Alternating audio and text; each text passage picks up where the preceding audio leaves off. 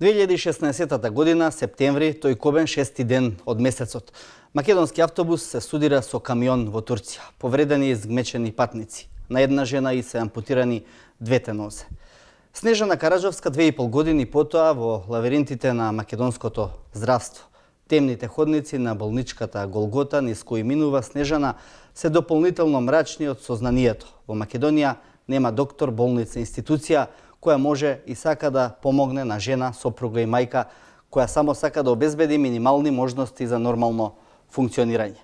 Во светот постојат и постои метода што и на луѓето со двојна ампутација на нозете над колена можат да ја овозможат тоа што да изгледа невозможно. Да прооти. Наместо помош, зошто државата ја остава Снежана заробена во количка? Како да им се помогне на луѓето со инвалидитет? Во студиото на 24 отворено вечерва разговараме со Снежана Караджовска. Добра вечер и добре дојдовте во Добро вечер.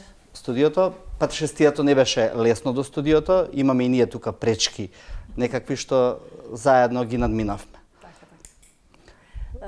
Добро вечер и од моја страна. Мило ми е дека сум во вашата емисија, но малку сум разочарана бидејќи не дојдат тие што треба да дојдат. Иако сум среќна па што ги гледам други луѓе кои никогаш не сум ги сретнала. Добро, ќе ги представиме и другите луѓе, а после ќе кажеме кои требаше да дојдат и зошто не дојдоа. Бранимир Јовановски од Мобилност Македонија, национално здружение на лицата со телесен инвалидитет, ако добро запаметив. Добра вечер и за вас. Добре дојдовте во студиото на 24 отворено, ќе имаме можност да поразговараме. Елена Кочовска од Полио Плюс. Добра вечер. Добро вечер на сите. Да. И господинот Ѓорѓи Станишевски од Центарот за протетика Славеј, кои што нели во континуитет работат и изработуваат протези, се обидуваат да помогнат на луѓето во кои што се со телесен инвалидитет во обидот да добијат што понормален живот. Добра вечер и на вам. Ви посакувам добра вечер и на вашите гости и на гледачите пред малите екрани и ви се заблагодарувам на поканата од моје име и од името на Центарот за ортотика и протетика Славеј. Благодарам. Во студиото на 24 тука се и од студенти од правниот факултет од Универзитетот Битола, Славјанскиот универзитет со кој што одсекот во Битола. Добра вечер и за нив, но добра вечер се разбира и за луѓето од Полио Плюс, луѓето од добра вечер за сите и луѓето од Мобилност Македонија, кои што исто така вечерва се тука, па ќе можат со нашите гости отворено да разговараат на темите што веќе ги најавивме.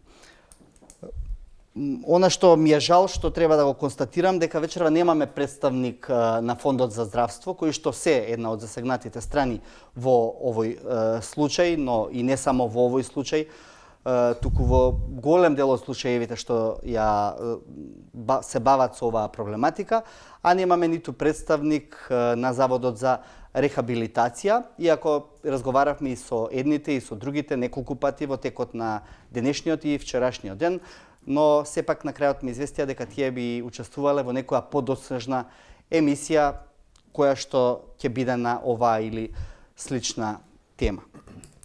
Караджовска, пред да почне емисијата, додека се местевме тука со столиците, некој ве праша од нашите сниматели да не ви пречи. Вие му рековте? Па немам нозе, не ми пречи. Нема да се заплетка сигурно. Добро, ова како своевиден вовед во релаксирање на атмосферата во оваа емисија, бидејќи начинот на кој што сте го прифатиле тој сегмент од вашиот живот навистина импонира. Како успеавте? Искрено да ви кажам, изгледа тоа нешто вродено. Не се учи, очигледно. Може и на мојот Facebook да видите многу пати, знам да кажам, као се борите, гледате, нема изглед, студирате со глава во зид. Ама утре дента па станувате, па со оптимизам. Изгледа е вроден оптимизмот кај мене. Јас сум свесна дека што и да, не знам какви протези да носам, јас ќе бидам лице со попречност до крајот на животот. Јас до крајот на животот нема да се збогувам со мојата количка. Таа ќе биде дел од мојот живот. Ама барем ќе можам да се грижам сама за себе. Значи, јас секогаш ќе бидам со сите лица со попречност. Тие сме. Тоа е животот. Но да не остават, ако веќе има шанса, како викаат, боле спречите и не го лечите. Ако може да се излечи нешто, да го излечиме. Мислам да можам да застанам на нози и да се грижам за себе. Џабе се толку дебати, толку, ја не знам колку пари се потрошија за лицава со попречност, а со тие пари до сега некој ќе беше спасен. Не се разбирам во многу болести, не знам која болест зашто е и дали има лек и дали нема, ама јас за мојот случај си најдов лек. Законот, знаете, вели дека докторите не се обврзани да ви најдат решение надвор од државата. Законот ги штити. Они не може да кажат дека сгрешиле. Они идат по закон. Нема, до тука е нашето решение, од тука си е ваш избор. Ако си најдете, си најдете. Јас си најдов. Јас си најдов решение во Холандија. Зошто си најдов решение во Холандија? Знаете како, во некои држави во Европа лицата со хендикеп се на прво место. Па после сите останати. Они измислиле дека некои луѓе после долго носење на протеза, нормално кога ногата ви е во протеза, мускулатурата се олабаува. И тие доаѓаат во некои поодминати години каде што имаат и килажа, каде што се зголемува или се намалува во зависност како ногата, и таа протеза паѓа. И е лабава и он веќе не може да носи. Ке треба многу често да се менува. И они измислиле тие лица да не останат во количка. Него да им се направи осоинтеграција и тие да си го продолжат нормално животот. Кај нас, Добро, само малку да кажам, кај нас, ако ви се случи ваква работа, и ако не сте бодибилдер, така ми викаат, мора да вежбаш. Не смеш да се здебелиш, не смеш ова. Па супер де. Ја не ќе да се здебелам 2 пати дневно јадам. Вежбам колку што можам, ама за да се одржам, морам и да лежам на стомак. Ако лежите, лежење и седење што е рамно на дебелење. Многу сакам некој на моево место да дојде, па да видам како ќе биде твиги. Кога разговаравме на оваа тема со повеќето институции и луѓе, дојдовме до некаков заклучок дека секој си е во право од некој свој аспект, бидејќи секоја институција се повикува на некој закон, докторите се повикуваат на она што тие го завршиле или не успеале да го завршат од некои објективни причини. Фондот на крајот вели да, тука има начин за лекување или обезбедување соодветни протези и поради тоа тие не дозволуваат понатамошно лекување, односно давање можност за тие протези од Холандија. И на крајот сите се во право, но пациентот се уште е во количка и нема шанси да проводи на ваков начин. Сега да ви кажам, не се во право. Тоа не е точно. Зошто не се во право? Вие не можете на некого да му кажете дека сите средства се исцрпени и сте му дале еден вид на протеза кој важи и за дете, и за тинејџер, и за 40 годишен, и за 50. И без една нога, и без две. Каде младене тоа може да биде? Тоа не може да биде нигде. Значи, по таа точка, ич не се во право. Друго, кога им кажувате дека вие, заради вашата возраст, заради мојата возраст, не можам да дам со тие протези. Со овие протези јас сум видела луѓе и во други земји одат. Ама треба да е млад или некој војник. Значи зборам војник некој во физичка кондиција. Или некој што многу вежба. Има еден Тревор, да го видите, Тревор сите ќе не крене нас. Ако нема 2 нозе. Ама Тревор јаде живи луѓе. Вежба. Значи, ја не можам да бидам Тревор. И Тревор е научен од млад и ќе ги носи сигурно тие протези долго време. Ама сега на овие години да почнете со овие протези било каде, јас се јавував сегде, во Германија, во Австрија, во Холандија, бе во Бугарија, во Полска, значи Србија, Хрватска, да не правиме муабет. Лица како мене многу тешко можат да проводат со ова. Треба да се многу јаки. Ке може да ги покажеме овие протезите, да. Тоа истото го вели и докторката Лабачевска. Таа е еден врвен стручњак, таа има искуство 30 годишно, значи не е она било кој, но вие можете да разговарате со нејзи, ќе констатирате дека она тоа што го збори е многу точно. Заводот за рехабилитација сум напишала до многу институции. И до премиерот, и до министерот Филипче, и до... Не знам веќе кај се не сум пишала, дека они се успешни во многу случаи. Но како мене случаи немале. Зошто викам немале? Прашајте ги, колку лица како мене обучиле? Не дали имал 20 години, на моја возраст. Никој. Еве дечкото нека каже од Славеј колку до сега има обучено како мене. Добро, тука веќе сакав да ве вклучам, господин Станишевски. Ова се протези што се изработуваат кај нас Така. и кои што се фондирани од Фондот за здравство. Точно. И тоа е она што фондот го обезбедува. Да речеме, можете ли да објасните што значи оваа протеза малку попластично за да сватат гледачите? И од каков калибар е, сакам да кажам, колку е модерна, колку е добра, колку е најдобра, која е најдобра и така натаму. Вака, значи, во конкретниот случај станува збор за имедијантни протези. Имедијантна протеза значи прва протеза после ампутацијата. Целта на имедијантната протеза е прво и основно да ја формира чкунката, да поминат сите оние процеси на наслабење, на формирање на мускулна маса, на атрофија на чкунката и таа протеза е со рок на траење од 6 месеци. Значи, во тие 6 месеци, корисникот на таа протеза треба да научи што е протеза, како се живее со протеза, како се става, како се вади, командување во просторот на протезата, седни, стани со протезата, а следствено надолу, потоа следат компонентите кои што се надоградуваат на лежиштето. Лежиштето, самото лежиште се држи по принцип на вакуум, значи треба да е толку прецизно изработено за да прироне на чкунката и да формира вакуум по навлекувањето и да биде самоодржливо, вакуумска суспензија. Надолу станува збор за едноосовинско механичко колено, пилон, скочен зглоб едноосовински и гумено Грајзингер Нормгелинг стопало во случајот на господјата Караџовска. Тоа е она што ни е одобрено од страна на Фондот за здравствено осигурување на Република Македонија. Со такви рецепти корисниците доаѓаат кај нас и ние сме должни и обврзани тоа да им го испорачаме на пациентите. Се разбира дека со некои посовремени компоненти сето тоа ќе биде поинаква приказка. Да, ќе биде поинаква приказка. Треба ова да го споредите со на метода, например, во Холандија што се работи. Ако е ова на степен од 10, колку би било тоа?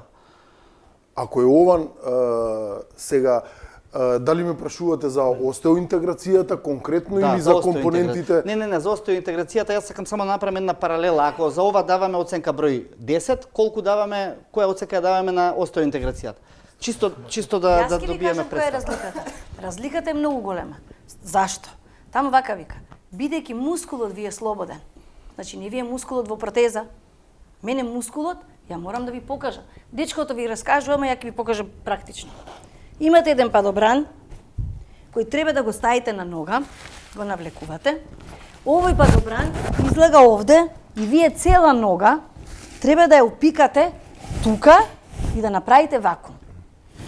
Целиот проблем кај лицата без две нозе над колена е станувањето и седнувањето, не е одењето.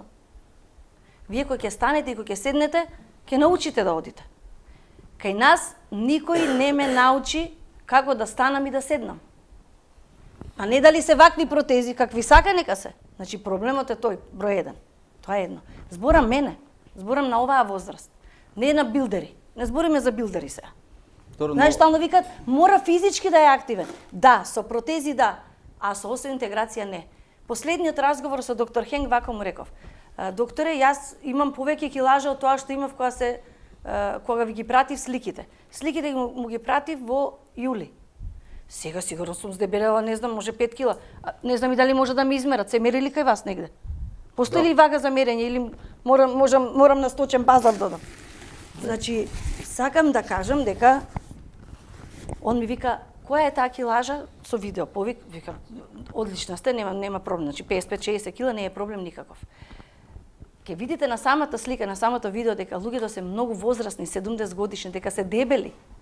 Има возрастен човек дебел. Има огромен човек висок, автоматски тој тежи. Тоа не е проблем со остеоинтеграција. Друго што не е проблем. Јас бидејќи сум жена веќе влезена во менопауза. Остеопорозата кај мене веќе почнува да зема замав. И млад човек кога носи ваква протеза е соочен со остеопороза. А замислете јас, еве дури да можам, значи еве збориме се да можам да правам. Каде сум јас во таа приказка? Значи остеопорозата ќе си го земе замавот. Јас за една година ќе не можам да одам веќе. Дури да можам, значи нема шанси да можам, ама и дури да можам. Добро, благодарам. За сега да го коментираме малку сакам овој конкретен случај. Очигледно не постои еден систематизиран пристап кон пациентите кои што се соочуваат со ваков тип на ампутација. И тоа доведува до ситуација секоја институција да гледа само во своето трло, а тоа на крајот не доведува до резултати. Јовановски па Кочовска. Па, вака, генерално гледано, Мобилност Македонија веќе одамна има утврдено дека ортопедските помагала што се нудат на терет на фондот се станале некаде во минатиот век. Значи, компонентите, еве кого е тука, знае дека овие компоненти кои се нудат и изработка на ова протеза била и во 1990-тите години на минатиот век и денеска е комплетно иста. Денеска технологијата, интернетот дава можност за многу истражувања. Предпоставувам, Снежана, на сличен начин и го има најдено моделот и принципот кој се интеграција во Европа.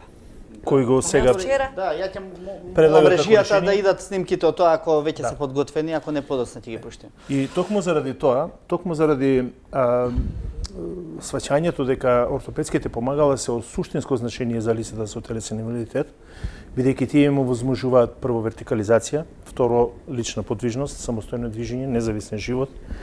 Тие им овозможуваат да се едуцираат, да се школуваат, да се стекнат сознања, да бидат конкурентни на пазар на труд, утре да работат цел работен век. И од таа точка гледано, многу е важно какви ќе бидат тие ортопедски помагала, односно каква ќе биде нивната пред се функционалност, а потоа и дизајн и се она што следи понатаму. Значи, кога дискутираме, барем ние во Мобилност Македонија, пред се дискутираме за функционалност. Значи, да се изнајде решение кое ќе му даде најголем можен процент на самостојност на лицето со инвалидност, да може да се движи.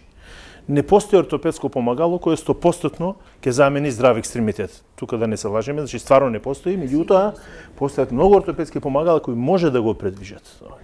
И затоа и нашата борба со Фондот за здравствено осигурување на Македонија започна уште можеби пред 2 години, со тоа што ние побаравме да се вклучат во лепезата на ортопедски помагала кои се нуди во Република Македонија, да се вклучат и други помагала кои се пософистицирани, како и компоненти за нивна изработка, обдека што не е случајот ово што Снежана го предлага, кај не е сосема друг.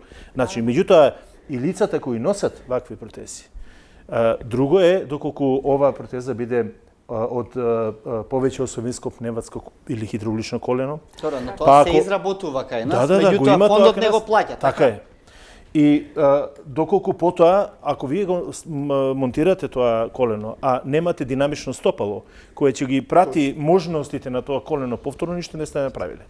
Значи, протезата е една целина која мора да се осмисли од лежиштето на чунката, па се до последниот дел незин, односно до стопалото кое треба да ги прати сите компоненти на анатом. И сега што се случува? Се случува да не можат сите лица да користат механичко колено. Ова вакво како што го гледаме тука.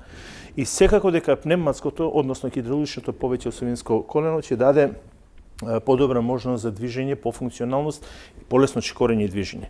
Сега, каде е разликата? Разликата е во тоа што ова механичко колено, не ме фаќате за збор точно, меѓутоа кошта некаде околу 450 евра, од прилика, референтната цена, додека пневматското колено или она хидравлично некаде околу 2000 евра. И што се случува сега? Разликата е од 1500 евра. И ако тоа се пресмета по број на лица кои во тек на една година, бидејќи протезите се добиваат на 2 години, со рок на важност од 2 години, колку лица ќе имат над коленото, и овдека дека се работи само за надколена ампутација, подколената нема потреба, има потреба само динамично стопало, ќе се дојде до една не така голема бројка која може да се задоволи со таа разлика.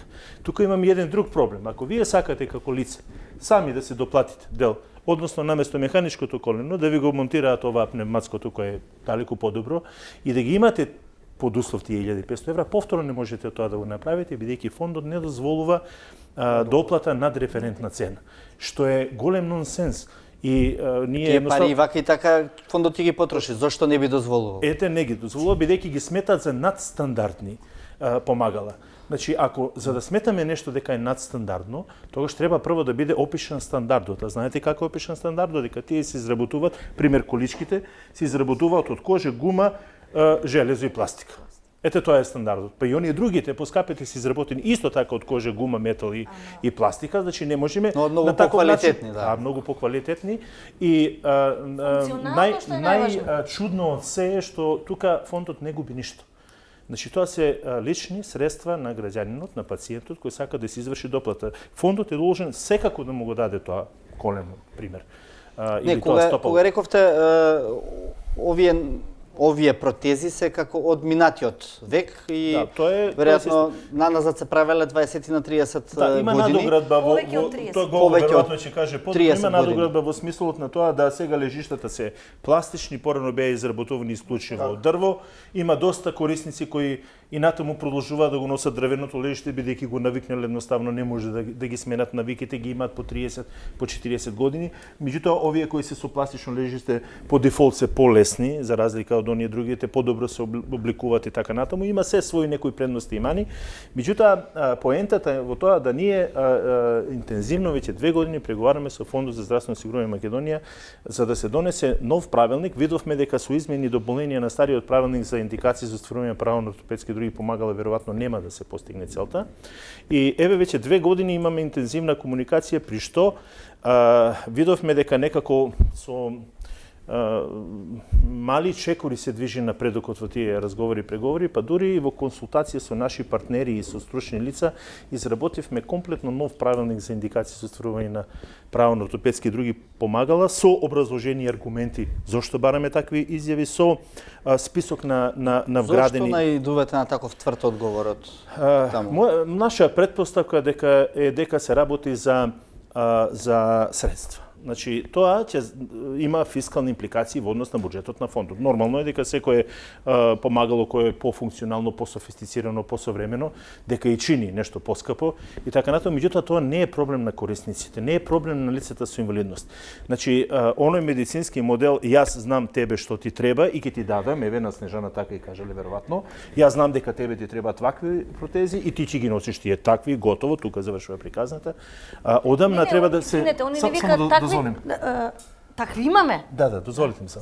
Значи, треба да се, одамна ние се трудиме во борбата за подобрување на правата и положбата на лицата со инвалидност, да го смениме со социјалниот модел, каде што ние треба да кажеме што не треба, а државата треба да го премости тоа надмени и да ни го овозможи. Бидејќи, ако вие на некого го спречувате да може да користи функционално ортопедско помагало, да се вертикализира и самостојно движи, тогаш тоа веќе задира во повреда на човекови права. Мене ме чуди зошто, еве, Кучовска, вие како една категорија на граѓани која што нели луѓето ранлива или како да ја наречеме, зошто би биле осудени да возите југо во време кога надвор се прават возила на електричен погон или најсовремени возила. Мислам, а за другите граѓани да, тоа е достапно и возможно. Кој го спречува тоа и зошто го спречува? Стварно не можам да сватам, па колку средства и да се во прашање. Има една дилема која што барем ние зборуваме, секогаш прашуваме каде плови овој брод и дали овој брод воопшто има некој капетан.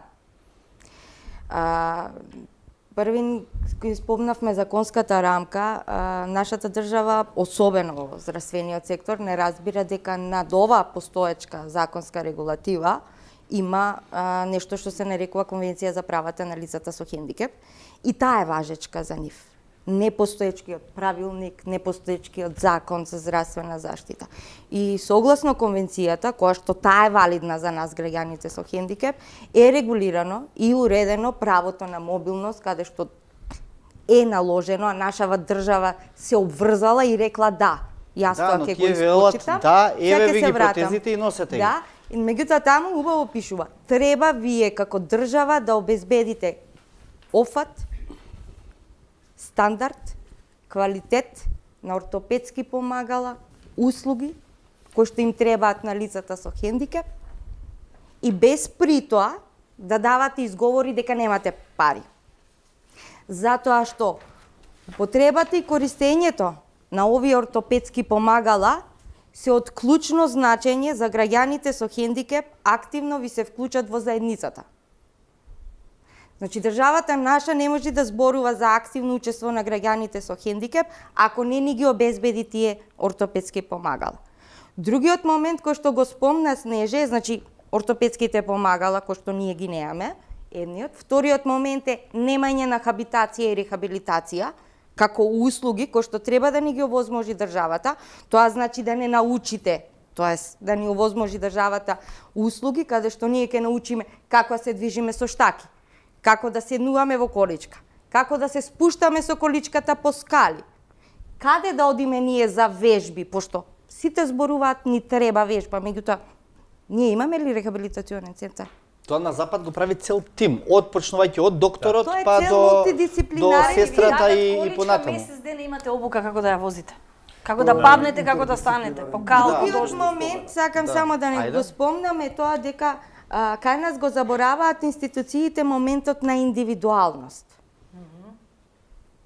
Значи, нема исто, па дури дрвен калап ако сакате, значи се е индивидуално.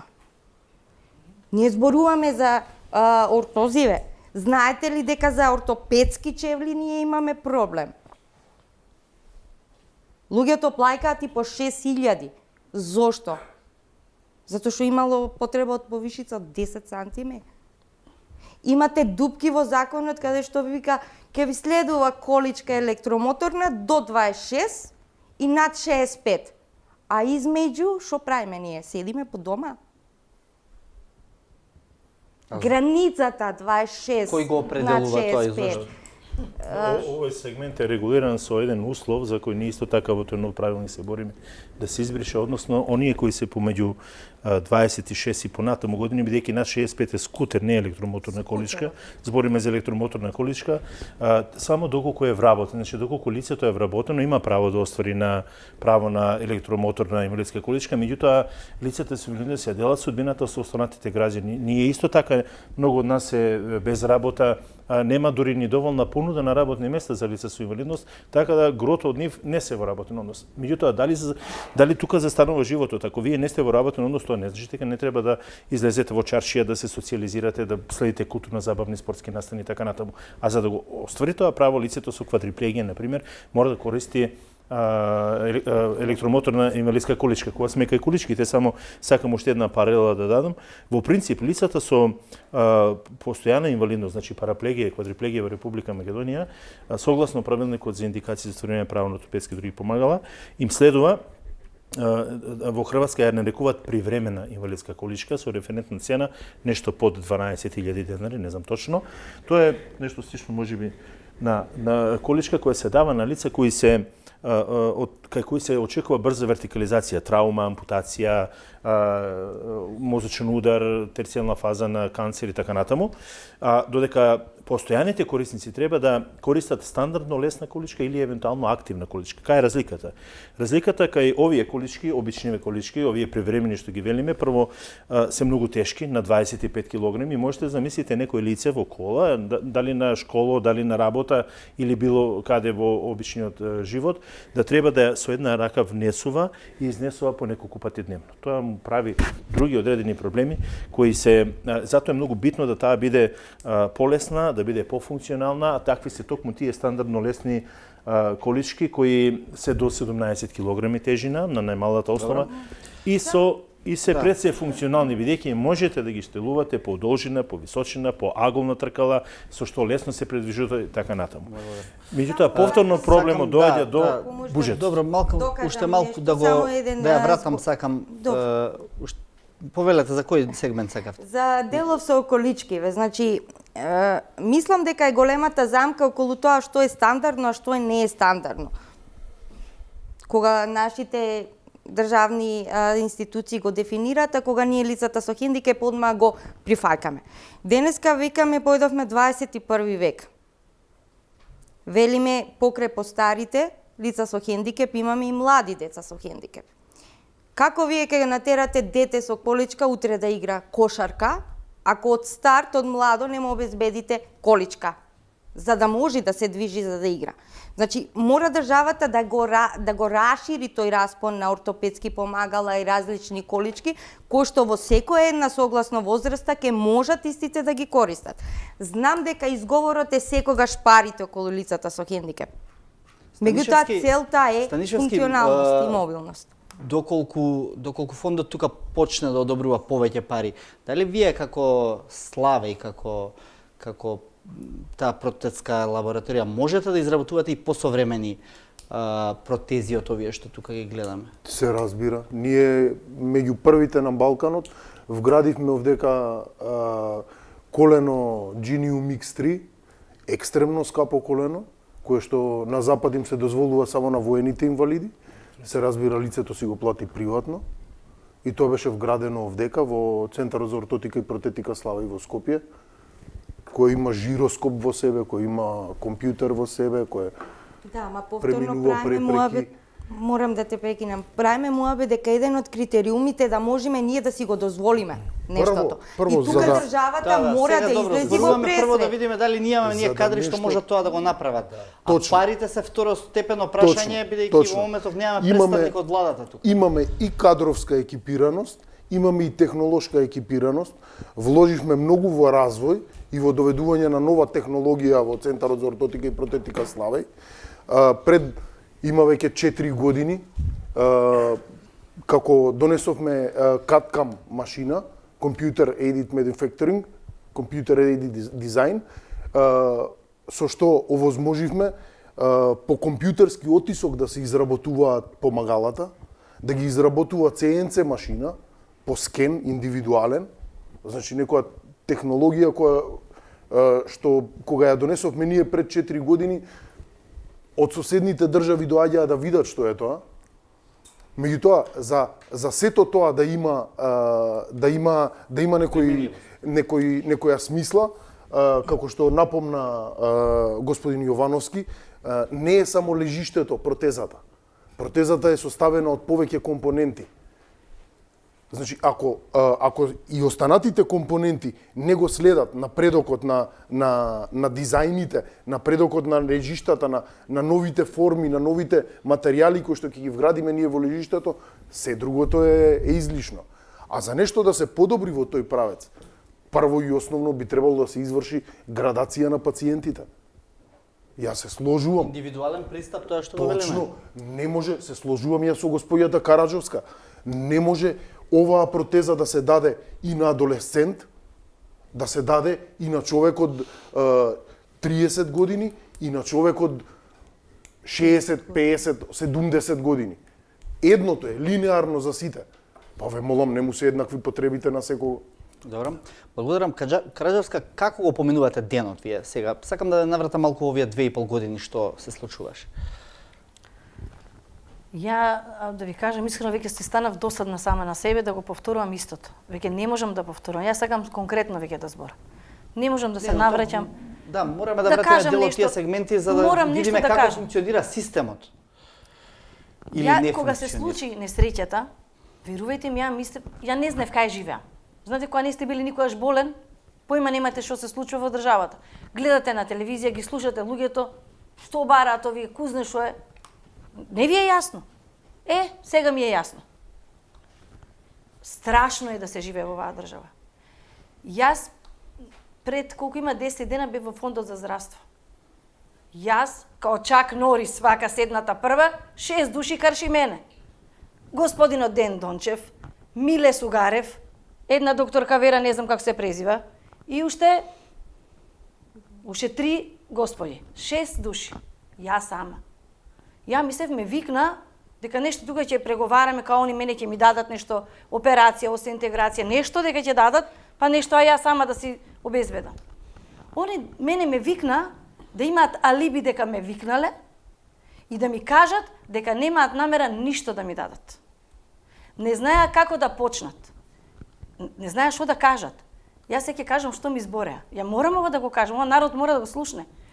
Ние на крајот од целиот разговор, на крај завршивме дека они ќе викнале некого од Заводот за рехабилитација, доктор, и некој од Еразмус, доктор, физиотерапевт или не знам, специјалист, и они да кажале дали мене ќе ме обучат.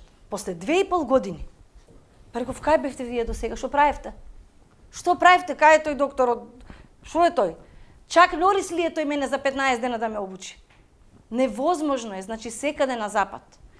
Лица како мене, со надколена ампутација, без 6 недели минимум до 12 не можат да застанат на протези. Било какви да се, дали е млад, добро, ако е млад, нели, затоа вика од 6 до 12, сигурно е пократко, но не може под 6 недели, не може. Јас кога зборев со докторот од Холандија, вака ми вика. Бидејќи јас му кажав дека во нашата држава, ние сме мала држава, сме немале војни, немаат многу искуство колица како мене, јас се распрашав добро дали е тоа така. Ова што го зборам, не го зборам на памет, го зборам со факти. Има докази за тоа. Дека немаат големо искуство. Јас го искусив тоа во заводот. Даваа се од себе луѓето, ама што да ми прават? Кога не знаат што да ми направат.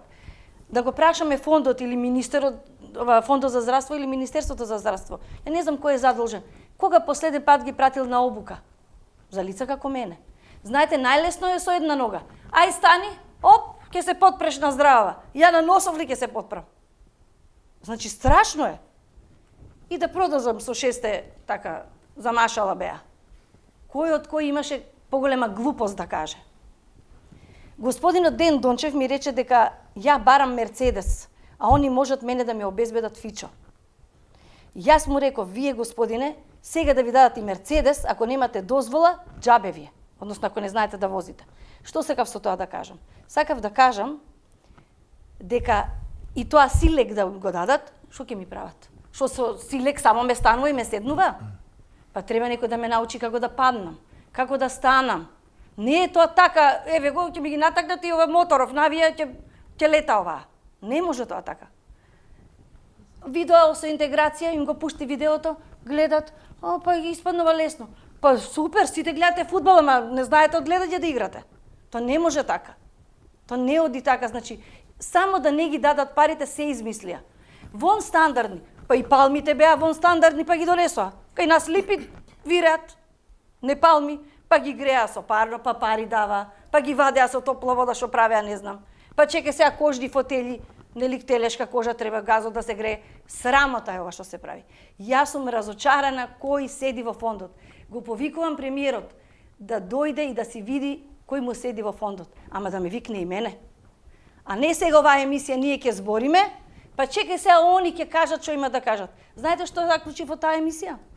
Дека се она што го зборав во студио 1 на така се вика, на 1 ТВ. Они сега чекај малку проучиле, прочачкале, па сега чекај мене ќе ми кажат. Па они не знаат ја колку сум научила. Па само тоа ли е што го кажав таму? Па ја не може да кажам што све сум научила. Срамота е. Каков бил здравствениот систем, не знам каде. Тоа што се збореше тоа, знаете што ми рекоа? Па кој вас ви гарантира вика дека тоа таму ќе успее? Па кој им гарантира во Систина што им даваат да оперираат срце? Луѓето си потпишуваат пред да влезат на операција. Кој им гарантира? Фондот им префрла средства. Да не зборувам, значи колку имам да кажам, тоа таму беше страшно. 3 сати седев. За на крај да ми кажат дека па еве има закон, па викам тој закон ја го знам уште од септември. Вие што чекавте? 6 месеци? Па 6 месеци мене ми се здебелив. Стресно е тоа за мене, ја секој ден да чекам, напиши порака, никој не ти одговара. Звони му, не ти одговара. Не знаеш како да се однесуваш, да не бидеш досаден. Еден дори ми рече, па како, вие звонете слободно. Па викам, слушате, во мое време, еднаш ке зазвониш 2 пати, 3 пати, си викаш, абе да не си досаден случајно. Тоа сега не е досаден, тоа сега се вика упорен. Сега нешто модерно. Лошо влијае одложување. Страшно, тоа е страшно. Само да прашам, случајно да не треба да ме замрзнат ко Волт Дизни, па кој ќе научат да прават тоа со интеграција, па да ме разбудат. Луѓе, мене не ми дадоа пензија трајна. Тоа е страшно. Значи не ти даваат да се оспособиш за живот дома, за себе да се грижиш, да не си на терет на фамилијата, они ти викаат па способна си ти. Добро, а на почетокот кога ова се случи, добивавте ветувачки пораки, ето Многу. од блиски, од доктори Многу. со кои што комунициравте, Да, со кои да, што зборувавте, да, не знам, од да. политичари, од Добивав ветувања страшни. Јас сум тотално разочарана. Само една работа да ви во кажам. која насока ветувања? Ветувања дека ќе Ветувања ми се дека обезбеди ако- лекување не, вака, надвор? Вака само. Ако имам законска основа, значи ако имам конзилијарно мислење, не може некој сега мене да ми ургира да ми дадат нели со врски, ако мене ми дозволи лекарскиот конзилиум, лекување во странство, дека тоа ќе се дозволи, зошто да не? Во тој смисол ветување. Знаете како изгледаше тоа? Обструирачко. Јас се изненадив дека тоа може да се случува во нашата држава. Просто, знаете, не ми се веруваше. На секој чекор, како не идував, јас се радувам дека леле сега ќе одам, денеска не си завршил работа. Зашто? Јас 2 месеца датите ги имам овде. 2,5 месеца да не можам една реченица барање да поднесам. А при тоа сум лице со попреченост, живеам на трети кат без лифт, нема кој да ме донесе, нема кој да седи со мене 4 сати, нема тоалет во болниците. Страшно е. Значи, сите овие луѓе имаат, мојот проблем не е најголем, може е најмал. Ама изгледа јас сум најгласна. А кој го плати лекувањето во Систина, односно операцијата за некроза? Сама. Сега ќе ви падне некрозата, сега ќе ви падне, сега ќе ви падне. Јас само да кажам нешто. Знаете, многу страшно изгледам кога зборам вака на телевизија. Па таму во таа болница има толку добри луѓе, има така добар персонал. Во заводот за рехабилитација. Значи, да не биде дека јас сега сите ги напаѓам, ама не дојде време за фалење. Кој ќе дојде време за фалење, ќе ги фалам. Сега ќе ги кудам, се додека не ја остварам целта. Нека не биде за мене, може за некој следен ќе биде. Ама ова мора да се истера на крај. Мора да се научи фондот за здравство, дека таму не се стаени како фигури. Кажете ми на што личи ова? Да нема потпис од комисија. Во двете, потпис од комисија немате. Што се они, заштитени мечки? Ни во првостепената, ни во второстепената. Образложение најлесно пише општо. Не се исцрпени сите можности за лекување во странство. Што значи тоа? Па мене ако докторот ми напишал дека таква операција не се извршува овде, бараат дополнување. Видете го дополнувањето, морам да ви покажам. Ако во рок од 3 дена од приемот на ова известување не постапите по една од горе наведените насоки, ќе се смета дека сте се откажале од барањето за лекување во странство. Вам ви дадоа рок од 3 дена? Од 3 дена дополнување да дадам.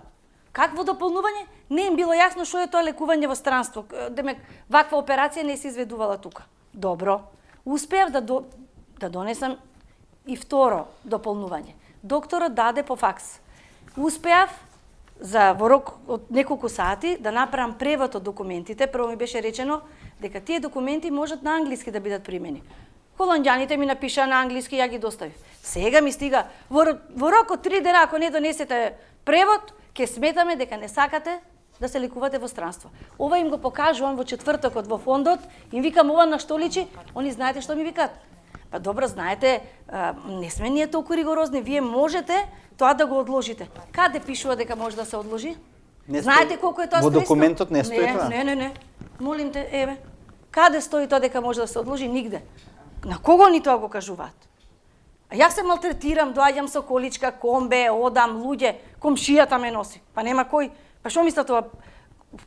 Вика една од тие што беше на масата вика, па знаете, вас ви следува персонален асистент.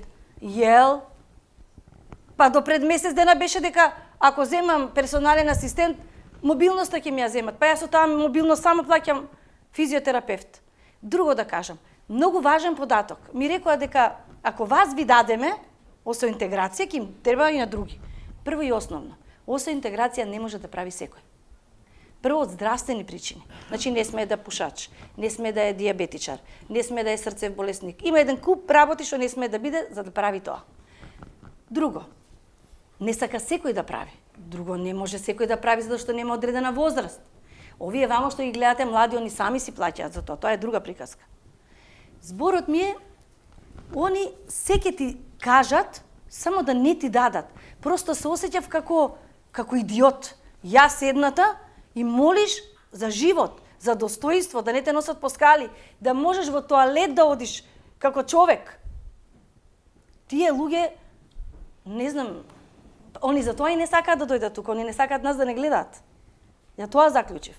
Они не сакаат да не гледаат. Они сакаат да не видат само на 3 декември и толку. Заврши приказката.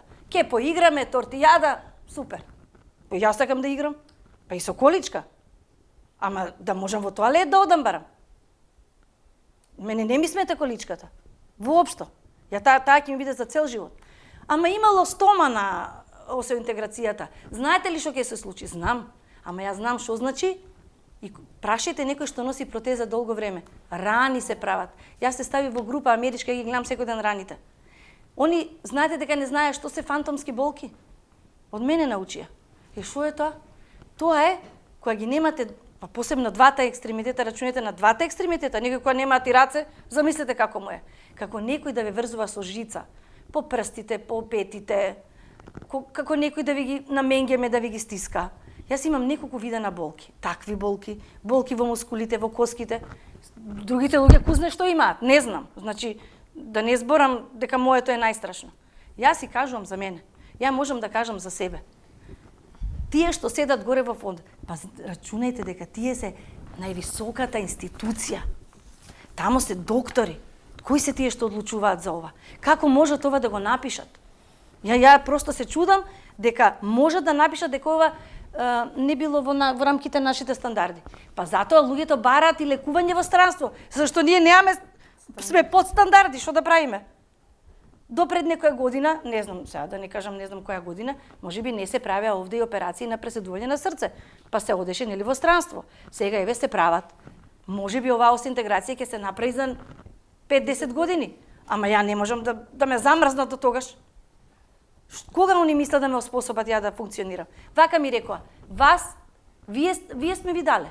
Имаме рехабилитација, имате протези, тоа е. А ја му реков, вие мене сте ми дале, научари за сонце, а мене ми треба диоптер. Ете тоа. Значи, устав се менува, све се менува, држава оди напред, земја оди напред, светот оди напред. Само овие закони од овој сегмент постепено, многу постепено, значи не онака како што би сакале, иако повторно ќе речам, тоа е малку чудно, особено за земја која што нема голем број на инвалидизирани лица, како што имаат земји кои што се биле во војни или се во војни или кои што учествуваат. И сега јас немам пресметка на тоа колку тоа би чинело повеќе, меѓутоа да кажам, сигурно тамо се спомна на тој состанок. Кога реков колку лица има кај мене. Го спомнав Моме е човек кој ги изгубил пред 28 години. Исто како мене, иста диагноза. во Вуковар. Во војната. Да, негдека во војната, да. Тој човек е обучен и оди на протези и си функционира. Јас и он сме иста диагноза, ама немаме исти потреби. Тоа е индивидуалност. Викам, вие не можете да ги лекувате лицата групно. Што е ова, на екскурзија ќе одиме? Значи, муабетот ми е следен. Кога прашав колку лица сме, викам, малку сме. Знаете како ми рекоа? Господинот Миле Сугарев рече, па 15 сте. Реков, не е точно. Може би сме и 50. Ама кажете, колку лица до сега вие сте оспособиле? Николку. Колку лица од тие сега можат да одат? Прашање е зошто? Затоа што ако седите во количка, ќе се направи контрактура, кажете, на колкот и веќе одење амин. Мускулот исто, амин. Никој не им го кажува тоа дека јас да кажам на некој дека после 2,5 години уште сакам да одам, ќе рече тоа не е нормална. Не сум. Се правам дома. Сама приватно плаќам физиотерапевт. Лежам на стомак се уште, па после дебела, кога лежиш ти на стомак пола ден, пола кој ќе соберете ноќе, дење, седење у количка, па тоа е тоа. Велите со секое продолжување на оваа агонија се намалува шансата за понатамашно интегрирање во тој систем. Што значи тоа, еве, ако треба да збориме во месеци или во години, или како треба да го квантифицираме? Добро е тоа што го имаат податокот дека 15 корисници се со таа диагноза као господјата Караджовска. Меѓутоа, апсолутно се сложувам со нејзиното мислење и со нејзината изјава за различитоста на потребите. затоа што ова е една исклучително тешка диагноза,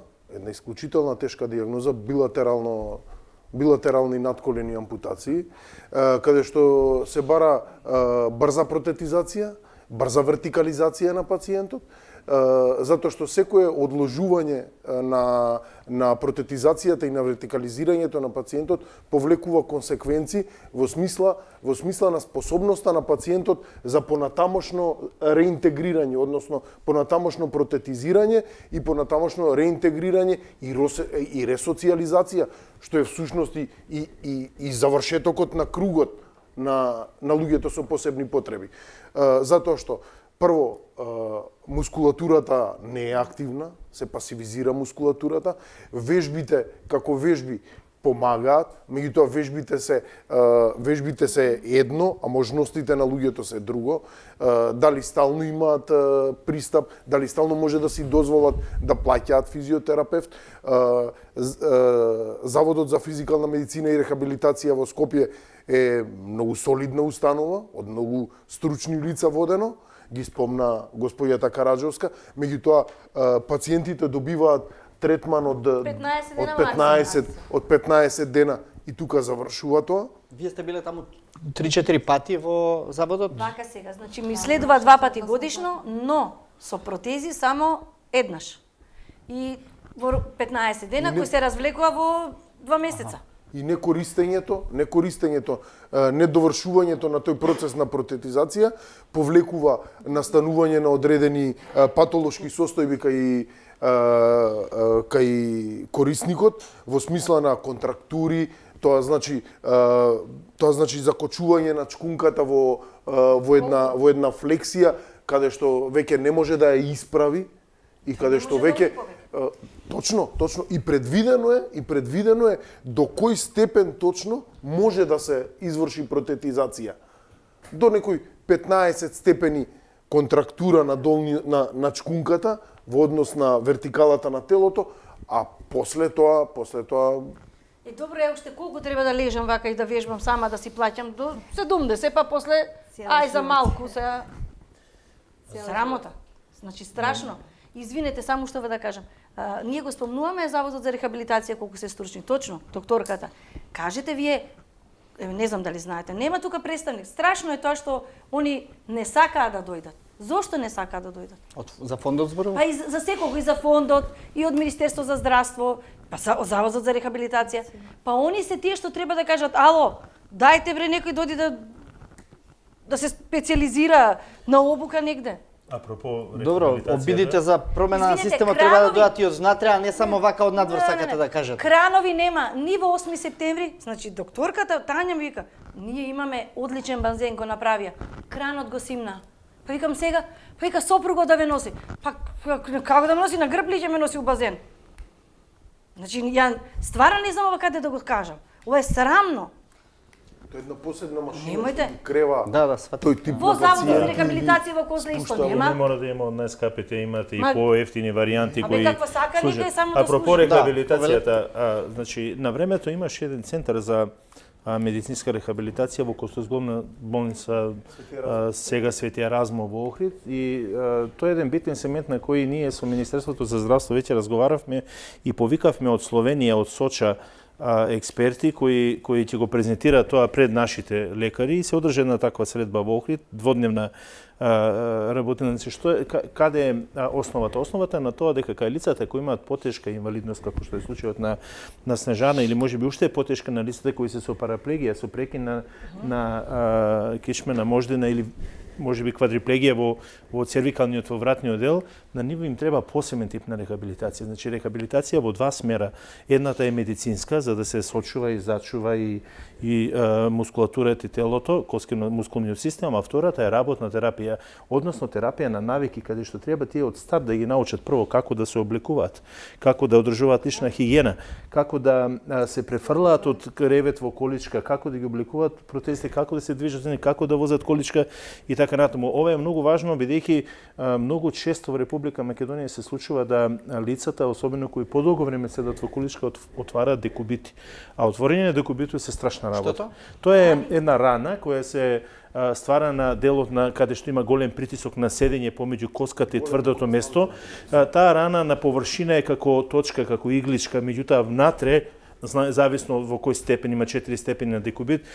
Четвртиот е оној последниот кој е страшен, каде се зафаќа више и коската, целиот мускул, и кој не можете да го излечите долги денови, а не 15 дена, колку што е дозволен третманот од декубит. Затоа и рехабилитацијата, и тие хируршки зафати кои се битни за одржување на здравјето на овие лица, не треба да бидат временски ограничени, бидејќи соочувувањето на подвижноста на мускулатурата, на тој систем понекогаш бара и повеќе време, односно едукацијата за ова. И второ, ако после тоа, значи после таква, еве да предпоставиме дека имало идеална рехабилитација и дека имало идеална работна терапија, доколку вие натаму немате адекватни ортопедски помагала, повторно се враќаме на првичниот проблем, повторно се ви џабе, бидејќи ако седнете во количка која не е по ваши димензии, која нема медицинско-техничка документација и подесување на висина на труп, на тело, на нозе, на делот на подколенци и така натаму, тогаш вие ќе се вратите повторно на почеток, односно ќе се соочите со одредено. И затоа ние инсистиравме да се отвори повторно центар за медицинска рехабилитација за овие лица со потешок инвалидитет, каде што поред нели медицинскиот третман ќе го имаат и оно работење и учење на навики. Тоа е најважно, учењето на навиките, бидејќи во светот луѓето и се само катетеризираат, имаат, мислам, многу можности да се осамостоите во својот живот и да не зависите од друг. И уште само една работа би сакал да истакнам, често пати тука спомнуваме околу фондот и зошто тоа, например, фондот не го прифаќа. Еве нашите обиди од 2 години да го донесеме овој правилник, и ако го направивме комплетно готово, само треба да се прегледа, да се издискутира и да се усвои, што е многу едноставно. Вака гледано технички, меѓутоа гледано политички, веројатно не е толку едноставно, бидејќи ние добиваме одговор дека во Фондот за здравствено осигурување на Македонија има одреден фонд на средства кој може да ги троши во годината за оваа намена за ортопедски помагали. Сега, ако тука кажеме дека тој процент на средства е помалку од 1% од вкупните зафаќања што ги има фондот, тогаш ќе видиме дека навистина веројатно тука има простор да се зголеми тоа зафаќање во севкупната маса и веројатно заштедата што фондот треба да ја да ја прави, веројатно ќе биде пофункционално да ја прави од оние сегменти кои зафаќаат по 10, по 20, по 30% од трошоците на фондот, отколку кај ортопедските помагали, бидејќи тие без средствата за инконтиненција се дури од 0,8% помали во однос на ова. Тоа значи дека ако за дупло се зголемат средствата што сега се одвоени, тоа би било само 1,5 или 1,6% од вкупното зафаќање за фондот, и нека да имате некои навистина безсмислени, преска ги спомнаа чевлите, за покачување на 6 см нема ниту една фирма во Република Македонија која ги прави тие чевли. И тогаш лицето мора да се ги плати. Тие се околу 7.000 денари. Сега, околу 7.000 денари фондот рефундира она цена 2.000 денари колку што е за обичните чевли. Значи, разликата од 5.000 денари му паѓа на терет на самото лице корисник. Сега, ако тоа го преведеме во математику, бројки, во Република Македонија нема повеќе од 50 такви корисници. Сега, по најновата измена што беше од 12.7.2018 година, рокот на чевлите се скрати од 18 на 12 месеци. После многу тешки наши интервенции да докажеме дека не можете вие и лете, и зиме, и у пролет, и у есен да носите еден ист пар чевли, дека не можете и на свадба, и у нива да идете и на работа со исти чевли. Тоа некој треба да го свати дека е тоа така. И значи, ако имаме 50 лица пута 5.000 денари, тоа се 250.000 денари, односно 4.000 евра. Тоа не е ни промил од средствата на фондот. Значи, некој треба само да сака тоа да го направи и да го реализира, и ни беше ветено дека таа интервенција ќе ја направат бргу, како интервенцијата за доплата над референтна цена. Сега, тука ни останува уште еден проблем во тоа зошто не може да се набават квалитетни ортопедски помагала од ортопедските куќи. Референтните цени, системот, начинот на кој се определуваат референтни цени, оди согласно правилникот за методологија за формирање на референтни цени, и таму се врзани согласно закон со 4 држави: Словенија, Србија, Хрватска и Бугарија. И сега тука се бара, да кажеме за ова шолја, за чевли, се бара од овие 4 држави колку се цените на тој артикал и која е најмалата цена, таа се зема за репер. Односно, ако некој понудувач од Македонија да уште е пониска, тогаш ја земаат таа уште е пониска цена. Порано со таква цена не можете, бидејќи се случува да некоја фирма у Србија или Бугарија со некоја дампинг цена го сруши целиот тендер, утре не го сруши пазарот, утре не ни подпишува договор со фондот таму, не е важно. Меѓутоа овдека патат луѓето само заради тоа што во правилникот стои дека се зема најниската цена на ортопедско помагало. Во првичниот дел кога профункционира овој правилник пред неколку години беше земена средната цена. Доколку стои средната цена референтна на овие помагала, тогаш би можело да се најде поради Кочовска, поради сите овие работи што ги зборуваме и се уште ги зборуваме, луѓето многу често се одлучуваат за собирање средства преку разни фондови, будење на совест кај граѓаните и така натаму, што не е секако системско решение, индивидуално може да помогне. Сте го разговарале ли ова со представниците на власта, дека тоа не е системско, дека тој начин на функционирање едноставно нема да го реши проблемот на сите? Е разговарано со сите, само сакав да се надоврзам, например, за воено истражување сега кое што го правевме кај лицата со хендикеп и кај родителите на деца со хендикеп, на прашањето дали државата обезбедува квалитетни ортопедски помагала, слушни помагала за лицата, децата со хендикеп, 95,5% од испитаниците викаат не.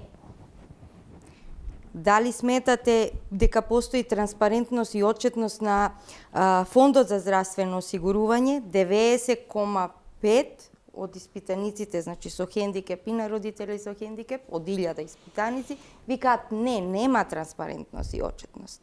Апропо на муабетот дека пари има или пари нема, или колкав процент од парите Фондот за здравство всушност ги наменува за граѓаните со хендикеп во обезбедување на сите неопходни ортопедски помагала и услуги. Потребна е голема редистрибуција, рехабилитација на Фондот за здравствено осигурување. Не само да се врати до вербата, меѓутоа ќе мора да се сменат и да се вклучат поквалитетни кадри во работата на фондот. Едно, второ, треба да се направи нов пристап на гледање на тоа што е хендикеп, а што не е хендикеп и да се вметни индивидуалниот пристап, каде што ќе се види дека за секое едно лице или дете има потреба од таква интервенција и државата да интервенира, бидејќи точно се наврекам на што го спомнавте, секој дневно веќе гледаме и деца и возрастни со хендикеп кои што бараат донации за да се лекуваат надвор, за да набават ортопедски помагала, што отвара прашањето зошто државните институции не се срамат и зошто доведиле 15% од нивната популација да бидат сведени на питачки стап за основни работи, правиме муабет. Значи, не е Мерцедес ортозата, штаките не се Мерцедес, количките не се Мерцедес. Тие ви требаат и треба да им ги обезбедите на граѓаните со хендикеп, за да тие исти граѓани утре би бидат активни чинители. Да не се сведиме со оној двоен аршин.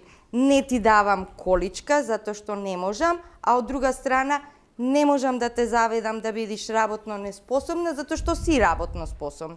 Да, јас сум работно способна, но само доколку имам соодветни, квалитетни, ортопедски помагала, уреди, апарати и се што ми треба околу мене, бидејќи нашата држава, особено во фондот, посетиле стварно заборавиле дека ние сме ратификувале конвенцијата.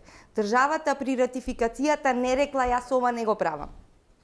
Рекла да, ќе ги обезбедам сите неопходни услови да граѓаните со хендикеп без дискриминација ги остварат сите своји права, вклучително и правото за мобилност, каде што е регулирано правото за користење на ортопедски помагала, наслушни апаратчиња и така натаму. Добро, благодарам. Ја повикувам тука публиката да постави некое прашање или доколку сака да се вклучи во дебатата. Да, повелете прво ќе одиме тука, после кај вас. Да? Повелете во првиот ред. Добро вечер. За сите оние кои што не ме познавате, јас да се представам, јас сум Ангела, сакам да се заблагодарам на Пополио Плюс за поканата и сакам да кажам дека се сложувам со господјата Снежана и исто и со Елена. Господјата Снежана, иако е лице со посебни потреби, она е значи толку добра, ведра, насмејана и расположена. И друго немам што да кажам, единствено можам да ја кажам на Снеже алал да е, што е толку ведра и насмејана и расположена. Што да правам како сакам животот. Ама и така е. А од Против друга себе не можам да одам. А од друга страна, кај не некој, значи, кога вртиш, усвари, тој некој може да ти го даде Ивица, те молам. Да ти го даде твојот број и да ти рече, усвари својот број и да ти рече јави се во секое време и ти тоа ќе го сватиш. Едноставно, ај, овој ти е пријател, сака да ти помогне, јас ќе се јавам, ама тој усвари не е така, тој некој, значи, која стварно ќе му свртиш, тој некој може да ти рече, ајбе, се ова, што ми се јавува, вака, онака. Да, добро. Добро е, дај. Да. Благодарам. Ајде, повелете. Момент само, вака, да го, ај Кабелов само од тука. Добро. Тука ќе имаме знаковно толкување. Ја молам тук нашата представничка што преведува знаковно да дојде во студиото за да можеме добро да се разбереме.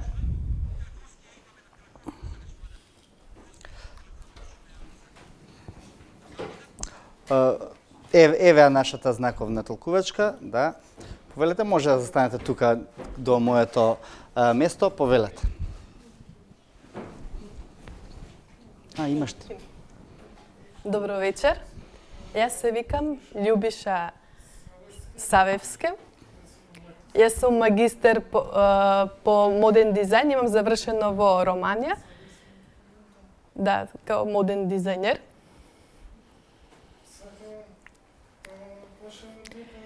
Сакам да кажеме дека глувите... Чекај. Да.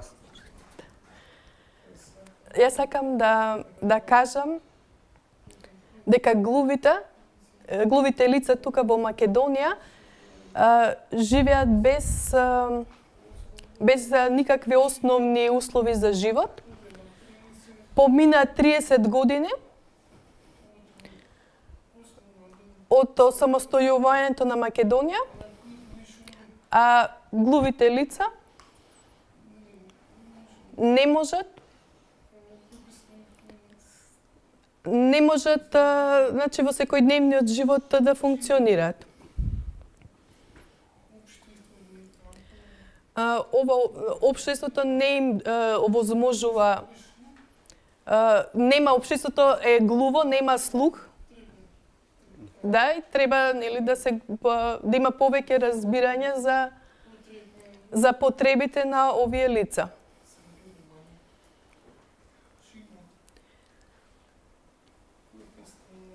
Конвенцијата за правата на лицата со хендикеп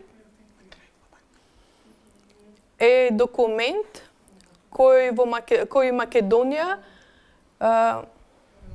го има ратификувано, се обврзува, значи да го почитува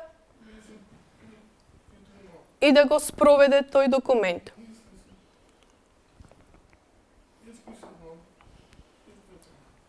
Благодарам. Има уште? Да. Глувите лица многу имат многу потреба, значи во секојдневниот живот се среќаваат со разни ситуации во здравството. Во секојдневниот живот За да можат нели да имаат нормален живот, секојдневно да живеат. Исто така и нели толкувачите им се многу потребни, толкувачите на знаковен јазик, за да можат да бидат вклучени во секојдневниот живот.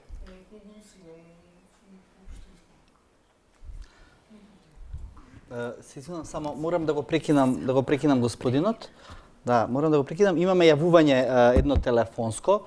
Во овој момент ја молам режијата да ја вклучи сопругата на нашиот познат фудбалер Дојчиновски, која што се јави во текот на емисијата, сака да каже нешто, бидејќи тој пред известно време исто така остана без двете нозе. Добра вечер за Грозда Дојчиновска. Да, добро вечер. Добро вечер. Повелете. Па, вака, прво честитки на 24 телевизија и на вас, господине Целиковски. Храброста на Снежана, така беше Снежана, нели? Да, Снежана Караджовска, така е.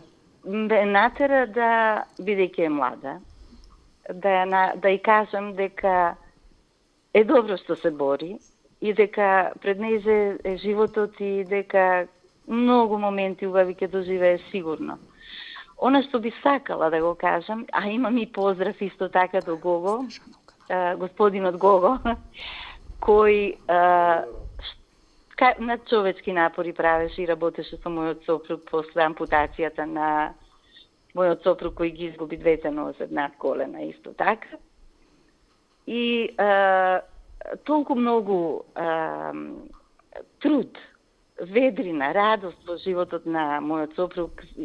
Меѓутоа не успеавме, се работеше и за години и така натаму. Она што би сакала да кажам. Снежана живее на 3-ти спрат. Нема лифт. Мојот сопруг живее на 4-ти и јас. И исто така немаме лифт. Се случува со месеци да не се излезе, бидејќи порано имавме внуци кои беа тука, па не се, па така натаму. Во Шпанија или во другите земји сите постојат така лесни елементи, односно машини за симнување. Со еден прст, една особа може на копче да ја симне. Принципот е гусеничар. И зошто кога веќе се знае и бројот, не се тоа Сакате, многу луѓе... малку да ве прекинам, сака да кажете тоа е некаков тип на лифт што би одел до 3-тиот, односно 4-тиот спрат? Не. Тоа е машина која се вметнува под самата количка. Само нема кој да ме носи. Значи џабе ја имам. Да, мислам, за да се симнете доле, принципот на гусеничарот ја превзема улогата на количката и една особа, значи сопруг, било кој, на сите спратови, од сите спратови ќе ве симне доле. Цената нивна е негде од 3000 до 4000 и така натаму. Зар не може се знае списокот на тие што се без лифтови, не може лифтови да им се прават и така натаму. Вие сега ја користите таа, не ве сватив? Јас едно ќе ви кажам, и честитам на Medicus Help, увезоа колички, меѓутоа и тие се малку погломазни, па не може тешки се за да се стават, што викате, во кола после тоа и така натаму. Меѓутоа постојат, да вистина постојат во Европа, еве конкретно во Шпанија, толку лесни што сама една жена, да речеме, го симнува мажот, конкретно јас, и нема никаков проблем. Тоа е најевтината инвестиција што може Фондот за здравство да го направи и да им овозможи на тие луѓе достоинствен живот. Мислам. Добро. Да, ви благодарам на јавувањето. Поздрав до вашиот сопруг. Фала многу, ве поздравува сите во емисијата и верувајте, он е 10 години, меѓутоа тие 10 години благодарение на, да речеме, и Гого, и од заводот, и сите така натаму, мислам, он е еднаков на сите. Поздрав до Снежана уште еднаш и идејата како емисија ви честитам уште еднаш. Никој до сега ова не го направил. Караджовска, живеете на трети спрат, без лифт. Ми рековте дека сте се обиделе со општината да направите проект за ставање на лифт Така. во вашиот дом. Така, сега- Успеавте во тоа или? Морам да објаснам. Јас се надевав дека ќе добијам пари од осигурување. Затоа и толку долго не правев ништо, иако ја знаев, само што помина првата обука во Заводот за рехабилитација со протезиве, видов дека тоа не е тоа. Јас си барав чарево странство и разбрав дека за мене има спас. Но се надевав на тие пари. Тие пари не знам ни колку може да бидат, ама тие не можат се да покријат. И лифт, и протези, но ги немам. Ја ги немам и не знам кога ќе ги имам. Некои викаат процесот ќе трае од 5 до 7 години, ама ја не можам да чекам толку. Затоа се решив, значи планиравме да го продадеме станот и да одиме на друго место. На друго место треба ли да се приспособи тоалетот за мене, кујната за мене. Значи тоа се е ем стан, ем реновирање за себе. Ние тие пари ги немаме. Јас ги дадов 2,5 години за рехабилитација дома. И побарав помош од општината, идеше тоа тешко, ама ајде некако се решија. Ако јас, значи го изградам лифтот со некоја си фирма, они ќе ми дадат 2000 евра од тој износ, односно ќе платат на фирмата. 2000 колку и да чини лифтот, они ќе ви колку и дадат. да чини. Овој чини 14.000. Они две би покриле, значи 12.000 требаше ја да обезбедам. Јас направив таква акција, се собра одреден број на пари, стигнав до 9500 евра, но овие ме одбија. Јас рачунав дека со лифтов, да ме кај со оваа донација, нешто од нешто ќе се среди, а вамо ќе можам да направам осо интеграција протези, да одам, значи да мислам на друго. Ја го баталив лифтов, тргнав сега во друга борба. Моиве борби. Да. Повелете, во меѓувреме друго прашање ако имаме од публиката слободно, еве горе во горниот ред. Ве замолувам. Повелете? Јас имам многу прашања, но за жал кон тие што треба да ги упатам не се присутни баш во моментот. Тука па сакав да ве прашам баш за вашето патничко осигурување, како беше регулирано од правен аспект. И сакав едно друго прашање да ве прашам како вие правите акции да ги мотивирате работодавачите за да ги искористат сите законски можности кои што ги дава законот за вработување, доколку вработат лица со посебни потреби. И имам едно друго прашање кое што сакам да го кажам. Добро, одиме првото за за осигурањето, како беше? Значи јас имав патничко осигурување во смисол од картата. Значи секој патник која купува карта има осигурување. Само такво имав. Никакво друго. Дали ви одобрија некои средства? Тоа се ви кажам. Значи постапка се уште се води. Тоа е страшно. Компанијата се вика Euroins. Јас последно во октомври бев таму, инсистирав и реков на адвокатката, дај бре јас да дојдам да ме видат. Дали знаете дека во судот нема лифт за мене? На раце ме носеа на трети кат. Нов суд. Керка ми која дипломираше на економски факултет на трети кат, јас со трети кат, не знам што е со трети кат, на трети кат па на раце. Студенти ме носе. Ова е страшно, луѓе. Во фондот за здравство, сега кога бев, викам имате тоалет за мене? Неаме. Имаме рампа. Рампа? Плочки? Џам.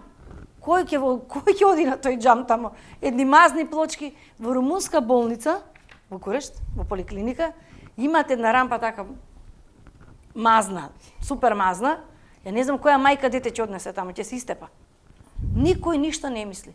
Имав еден апел дури, јас што се не предлагам, да може, не треба општината да дава пари, ама да наложи на аптеките, да наложи на банките, да направат рампа, ама саглам рампа, не рампа ради реда само.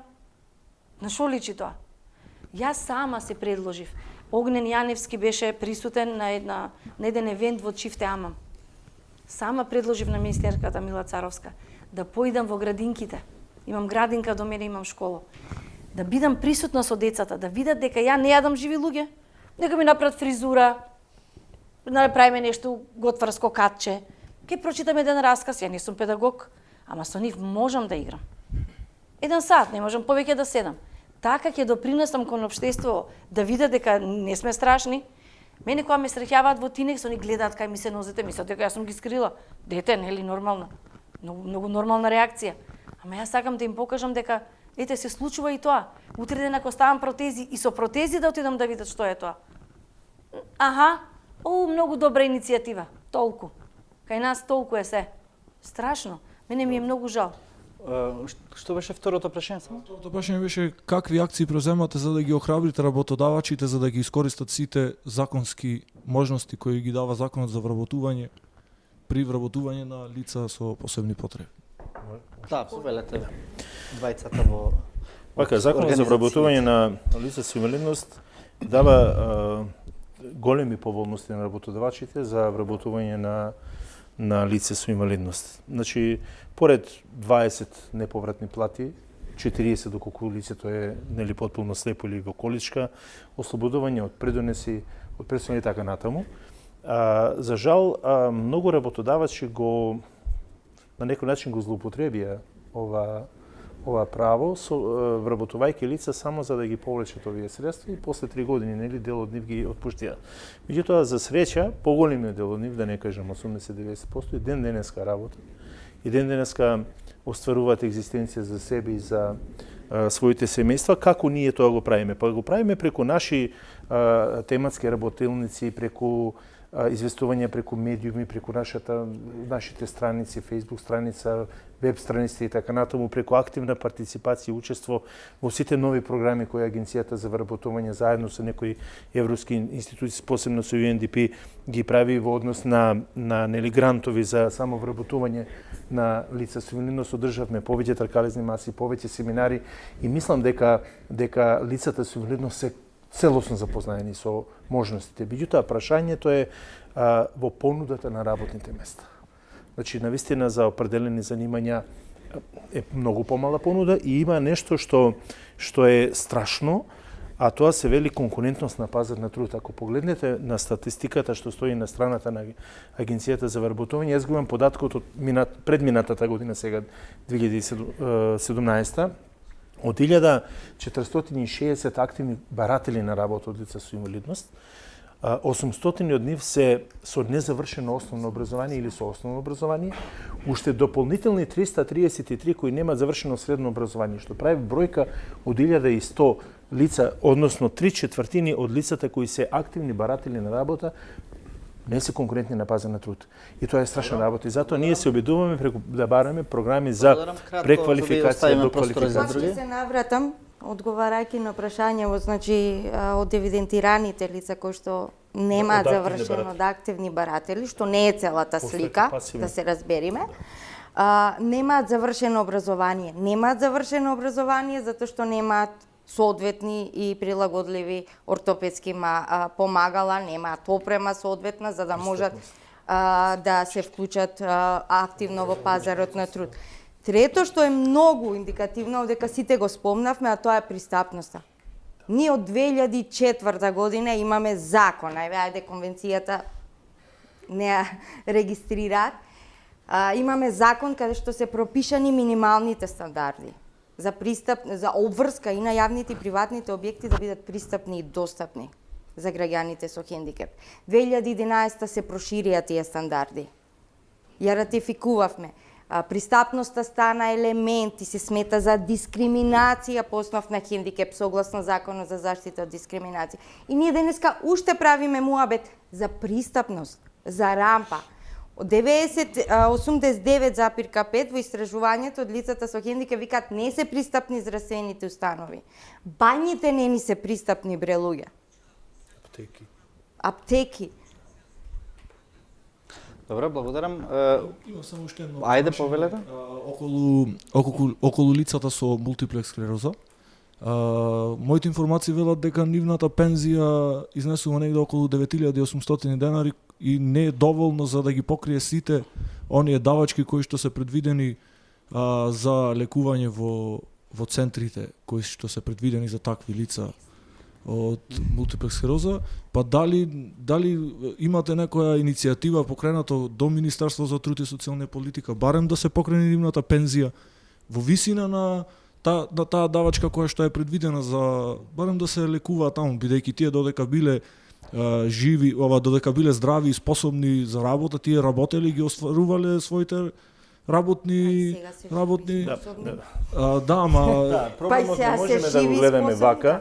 да, не, во смисла да ги извршуваат тие работни позиции каде што претходно работеле. Дали мислите дека треба да се крени таа пензија малку повисоко, барем во сумата? Прашањето не можеме да го гледаме вака од овој аспект кој вие го посочивте. Правото на пензија, износот на пензија зависи од повеќе фактори, меѓу кои период на работење, месечна плата и така натаму и така натаму. Тоа се компоненти кои согласно законот за работни односи доведуваат до одреден износ за пензија, постои минимална, постои максимална пензија и така натаму. Ова што го спомнете е некаде минималната пензија во Република Македонија, веројатно заради тоа што се работи за лица кои се млади, кои немале доволно стаж и кои меѓутоа друго е прашањето. Прашањето е да се покрене ние тоа, ова е едно од позитивните работи кои ги имаме како Мобилност Македонија, сработено со Фондот за здравствено осигурување на Македонија. Успеавме за скоро двојно да го зголемиме буџетот кој се доделува на клиниките за неврологија за лекување на лица кои се заболени од мултипла склероза, за да може да се набават соодветни лекарства кои ќе го одржат нивото на нивото оштетување. За среќа во денешно време е развиен еден нов лек кој го одржува состојбата на лицето. Тој се зима еднаш во 6 месеци, се зима како попатна инфузија, значи многу кратко трае, не мора секој месец да оди меѓутоа е доста скап, многу скап лек и со него не може да се третираат голем број на лица. Значи нашата заложба е да се зголеми буџетот што Фондот за здравствено осигурување го дава на клиниките за неврологија, за да може тие да се лекуваат во поголем број со поквалитетни медицински препарати. Благодарам. Повелете, таму имаме едно прашање. Добро вечер и од мене, моето име е Весна Јованова. Кога сме веќе кај пензиите, сакав да прашам како може лице со ваква диагноза, како што е во случајот на Снежана, да и се додели 2 годишна определена пензија, бидејќи после тоа се смета дека ќе биде работоспособна. Ако државата не превзема ништо во насока на нејзина рехабилитација, хабилитација и така натаму, како се смета дека, знам дека прашањето не е наменето на вас и дека вие сте на нашата страна, ајде да речам, но кои се тие извори и придобивки кои што таа ќе ги добие во овие 2 години, за да понатаму биде сметана и да се приклучи на пазарот на трудот? Да, повелете вие, ќе се обидам да можеби вака. Само сублимирано и пократко ве молам, да. Кога го носевме законот за вработување лица со инвалидност 2000 година, идејата беше да се направи закон кој ќе ги потикне работодавачите да вработуваат продуктивно лица со инвалидност, за да може тие самите да бидат корисни и за себе, за своите семејства, меѓутоа и за работодавачот и да се придонесуваат со своите работи.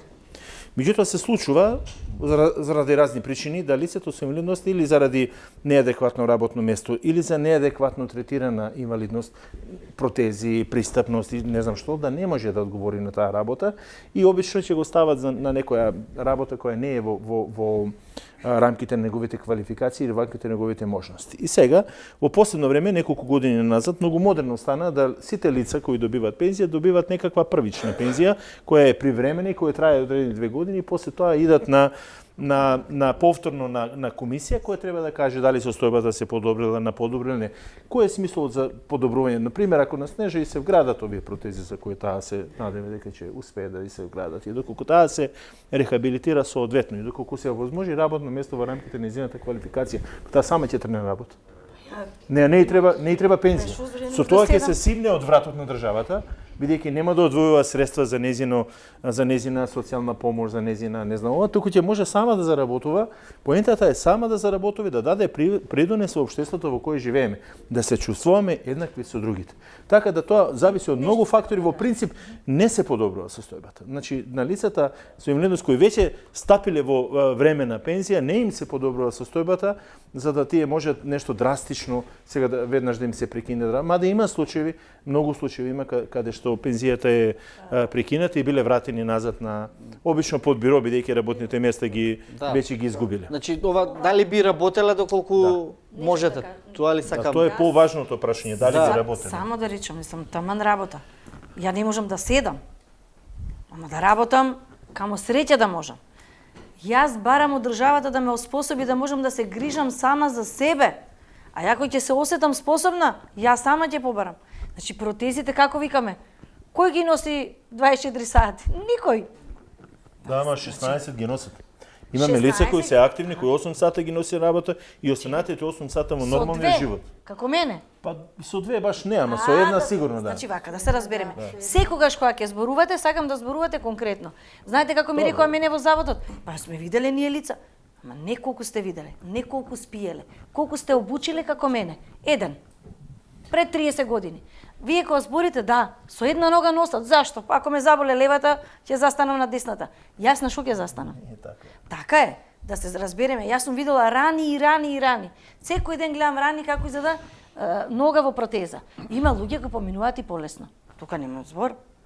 Друго сакав да се навратам, да не заборавиме. Да се навратиме на фондот за здравство. По кои они членови нас не одбиваат? Која е процедурата? Какви се тортурите што ги прават? Ако викам Владанка. Владанка. Ајде. Владанка презимето како беше? Кухар. Да. Да, прво прашање од публика, да, повелете, па после. Здраво, јас сум Стојан Скивица, сакам на господина да го прашам, ние што сме инвалидите, работувањето, зашто јас сум висел работен. И сегде сум барал од трудот. Што може да се направат другите инвалиди, како нас што се, како можат да побарат работа? Како можат? Ваш ве праш. Да? Значи вака, ја спомнав преска во моето излагање, многу е важно дали постојат места наменети за работа на лица со инвалидност, работни места кои се слободни на пазарот и кои може да ги пополнат лицата со инвалидност согласно своите вештини и знаење, согласно својата способност за работење. Многу е важно, токму заради бројката која спомнав статистичка, да се овозможи доквалификација и преквалификација на лицата со инвалидност. Република Македонија, односно преку Министерството за труд и социјална политика пред 2 години чинав, спроведе еден проект за лични асистенти и за преквалификација и доквалификација на лица со инвалидност. За жал, тој сегмент околу личните асистенти се турка преку законот и преку Министерството. Минатата година 100 лица можеа да користат лична асистенција. Ова година 200 лица ќе го остварат тоа право. Меѓутоа, сегментот на доквалификација и на преквалификација не заживеа. Мада требаше центрите овие што се за Ние го направивме апропо и како резултат центарот за вработување на лица со хендикеп кој што беше поддржан од меѓународна од Европска унија. Меѓутоа за жал и покрај големиот интерес на државата на крај се уште немаме поддршка за да продолжи работата со лицата со хендикеп и развивање на нивните вештини и развивање и обука на работодавачите. Апропо, каде што исто така спаѓа и опремата која што им треба на лицата со хендикеп за да можат ефективно да извршуваат својата работа и соодветни и помагала и ортопедски. Меѓутоа факт е дека треба да силите лицата со инвалидност своето знаење, можности и знаење треба ги насочат кон едукација. Значи мора да одвојат доволно време за сопствена едукација. Денеска е доста модерно работење од дома, работење преку компјутери, работење преку одредени програми. Значи мора да се најде начин тие самите да го подигнат нивото на своето знаење и вештина за да станат конкурентни на пазар на труд. Благодарам. Тоа е Добро, малку скокаме од тема на тема што е нормално поради тоа што имаме широк диапазон на публика тука од разни категории на луѓе и тоа е во ред, но се враќаме уште малку на темата за која што сакавме да позборуваме за правниот аспект на овие одлуките на фондот во врска со вас. Тука ќе ја повикам Владанка Кухар, која што ја имаме на телефонска линија, правник, која што ќе ни каже нешто повеќе за случајот на Караджовска од аспект на правото. Кухар? Ало? Да, ве слушаме, повелете. Па добро вечер до вас и до гледачите. Јас Ќе ве молам, дали ме слушате? борете, да, повелете, продолжете. Сум контакт со Снежана Караджовска и го имам видено и прочитано и првостепеното и второстепеното решение од фондот. Во врска со правниот аспект, тоа што ми паѓа прво на памет е дека и покрај тоа што Снежана има конзилиарно мислење, дека не може да се направи таква интервенција кај нас во Македонија, сепак таа е одбиена од страна на фондот на ФЗО. Образложењето во жалбата е со една реченица само дека не се исцрпени сите можности во Република Македонија. И на тој начин Снежана е доведена во еден ќорсокак.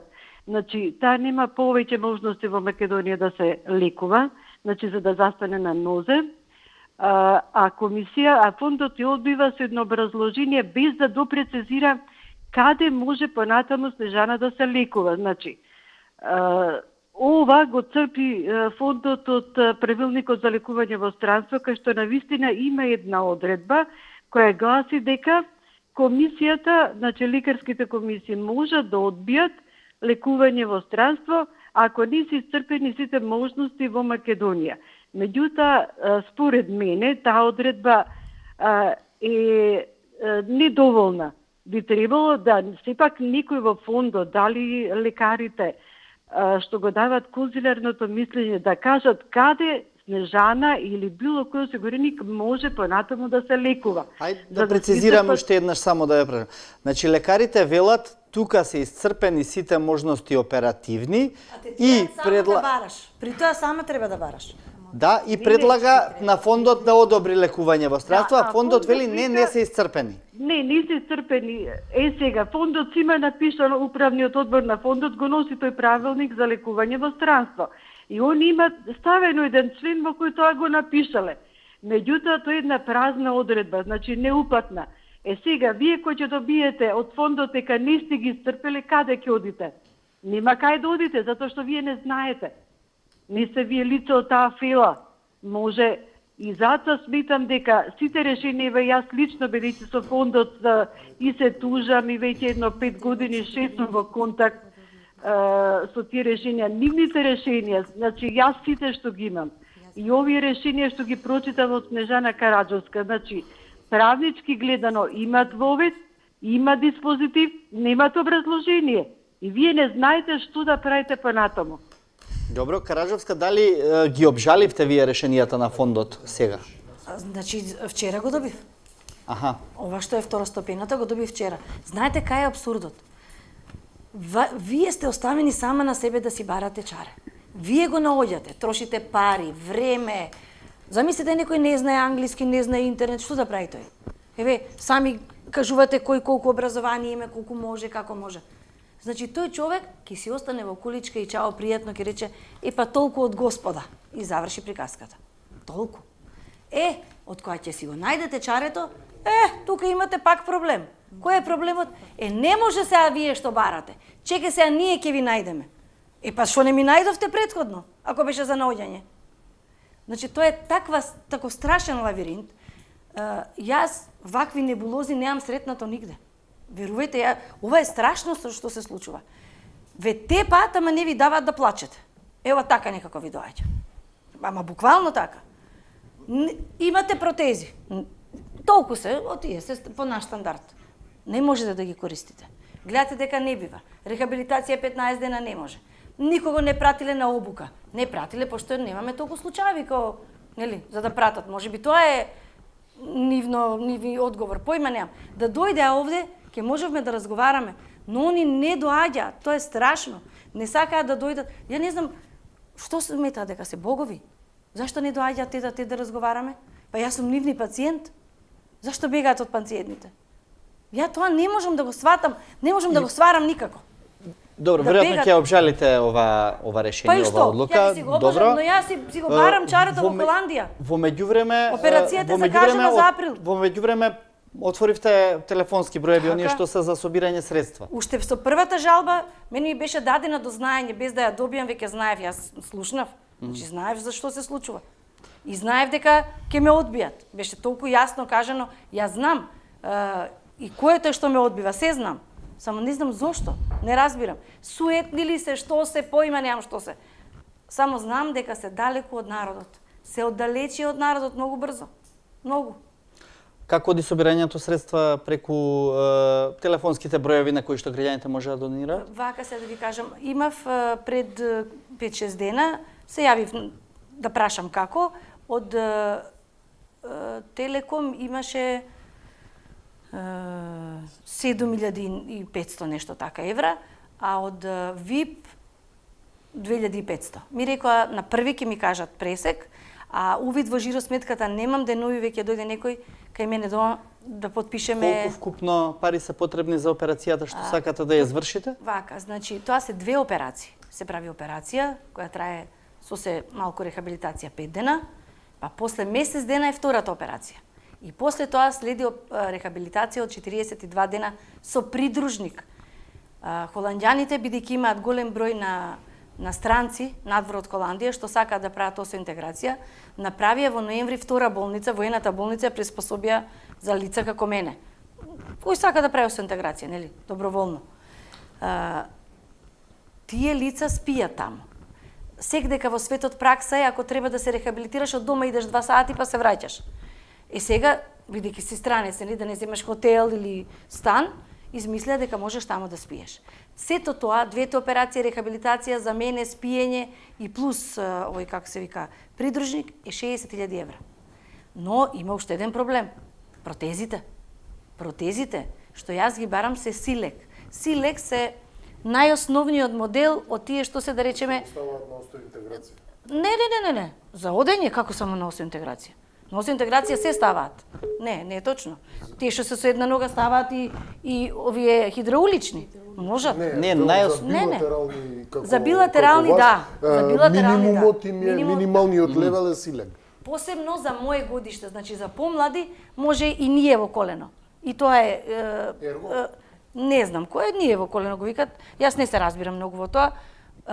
Јас немав со кого да разговарам, за ова разговарав со други луѓе. И тоа е исто страшно. Немате информација од кого да добиете. Се ви е затворено. Се можете само од страна да добиете. Во Македонија не. Не. Јас прашав кај вас. Прво што прашав кај вас беше за Силегот. Ме пратија у Адрија, Отобок Адрија, кој им кажав дека сакам да правам осоинтеграција, тие ме препоручија во Виена, ама во Виена нема клик протеза. Јас зошто сакам во Холандија? Не за џабе? Начин е решено, да. Не е тоа така. Во Јас ќе Холандија одам е сега во процес на старење, не ќе бидам у пубертет. Може, кој ќе станам сенила, ќе мислам дека сум у пубертет. Ама, сакам да кажам дека за да ги ставам полесно протезите, е добра таа клик протеза, бидејќи немам две нозе. Многу лесно се става. Ова, кога ќе кажат, ние оспособивме да ги става, двајца ги ставаат, двајца ги вадат. Да не, тоа ако гледате како изгледа, ќе мислите дека се бурлески. Страшно. Добро, тука некаде сме при крајот на емисијата. Само да ја прашам режијата дали ги имаме поентите. Да, добро, да ги погледнеме, па ќе се вратиме со завршен коментар. Само да не ги дадат парите, се измислија.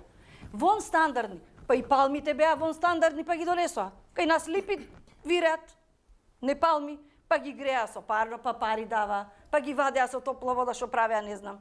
Па чеке сега кожни фотели, нели телешка кожа треба газот да се грее. Срамота е ова што се прави. Само лежиштето, протезата. Протезата е составена од повеќе компоненти. Значи, ако и останатите компоненти не го следат напредокот на дизајните, напредокот на лежиштата, на новите форми, на новите материјали кои што ќе ги вградиме ние во лежиштето, се другото е излишно. Денеска викаме појдовме 21 век. Велиме покрај постарите лица со хендикеп, имаме и млади деца со хендикеп. Како вие ќе натерате дете со количка утре да игра кошарка, ако од старт, од младо не му обезбедите количка, за да може да се движи, за да игра. Значи, мора државата да го расшири тој распон на ортопедски помагала и различни колички, кои што во секоја една согласно возраста ќе можат истите да ги користат. Само доколку е вработено, значи доколку лицето е вработено, има право да оствари право на електромоторна инвалидска количка, меѓутоа лицата со инвалидност се делат судбината со останатите граѓани. Ние исто така, многу од нас се без работа, нема дури ни доволна понуда на работни места за лица со инвалидност, така да грото од нив не се во работен однос. Меѓутоа, дали тука застанува животот? Ако вие не сте во работен однос, тоа не значи дека не треба да излезете во чаршија, да се социализирате. Да, повторно тука во живо во студиото, нема на крајот многу да должам. Сакам да ја повикам Леа, тоа е ќерката на Снежана. Веруваш ли во мајка ти, во ова што го прави, дека оваа битка ќе успее да извојува? Те молам да малку само да се исправиш за да може да те фатат камерите. Верувам дека ќе успееме, бидејќи јас ја познавам мајка ми. Подобра мајка и да посакав не можев да имам. Најборбениот човек што го познавам и верувам дека со многу напор ќе успееме во оваа битка и дека многу брзо ќе ја видам исправена до мене.